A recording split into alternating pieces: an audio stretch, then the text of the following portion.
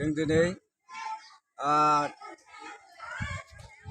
गहपुर जिल्ला बर' थुनलाइ आफादनि 71थि 12 नम्बर खुंफुं आफादनि रायदाव आफादनि जानानै रायजो राजानि सिगाङाव बेखौनो जों खावलायनो सानदों।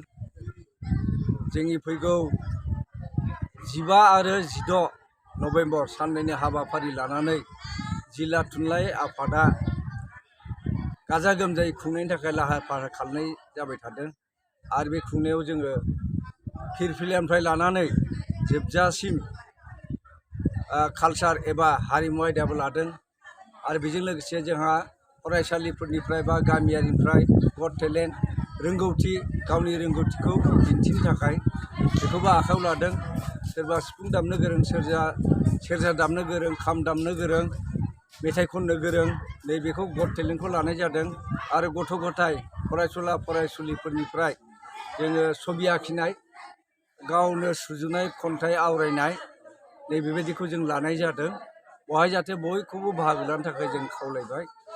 आरो बेजों लोगोसेनो बे आफादाव जोङो कालचाराव 16 खालि मोनाबिलि हारिमु आयदाखौ जोङो रावदि बसुमतारीनि रुंसारिनि मुङै लानाय जादों। बे आयदायाव जोङो जोंनि आसामनि एबा बर' हारिनि नामदांखा बै समनिनो मेथाइ खनगिरि, खुगा मेथाइ खनगिरि मानाव गेदेर उदां बलब बिथांखौ हांख्रायनाय जादों। बिथाङा फैगोन। आरो बेजों लोगोसेयैनो जोंनि आलासि महरै जोंहा सयदार कलेजनि प्रिन्सिपाल बिथाङाबो नुजाफैगोन, किशोर सिं राजपुत बिथाङाबो नुजाफैगोन। आरो बेजों लोगोसे आरो मैखोमसिन जोंनि बिटिआर सरकारनिफ्राय गोख्रों इएम सासे मोजां सानसुमा सासे साननो हानाय हनो हानाय सासे इएम जों मोननो थांदों। बिथाङानो जाबाय राकेश ब्रह्म। बिथाङाबो नुजाफैगोन।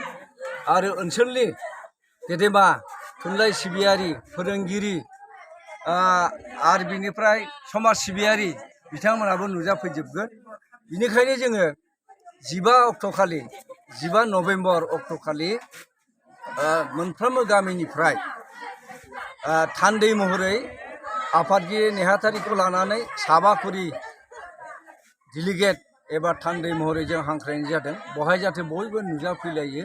जोंनि थुनलाइया बेसेबांसिम दावगादों, बर' रावा मा थाखोआव दावगादों एबा मा जानानै दं बेखौ बयबो खोनासंनो मोनगोन। बेनिखायनो साफ्रोमबो रायजो राजाखौ आरो गंफ्रोमबो गामिनि बिथोन दैथायहरजानाय थान्दै बिथांमोनखौ जाहाथे जोंनि 15 एबा 15 अक्ट'खालि मोनाबिलिनि 6 बाजिनि सिगां बयबो ज' जाफैनायखौ जों खावलायहरनाय जाबाय। आरो बेजों लोगोसेनो जोंनो दि अननानै जा अनसुंथाइ रायजो राजाया जा एसे हादों गोसो गोरबोजों जोंनो जासिहरदों, बेखौ जों गोसो गोरबोजों गनायनानै लानाय जाबाय। आरो नोंथांमोननि हेफाजाब रायजो राजानि अननायजोंनो बे खामानिखौ जोङो खुंफुंनो थाखाय गाब गोनाङै थारैनो हागोन होननानै जोङो रायदाव आफादनिफ्राय आसा खालामनाय जाबाय। आरो बेखिनिखौनो बुंनानै फोजोबनाय जाबाय। गोजोन्थों।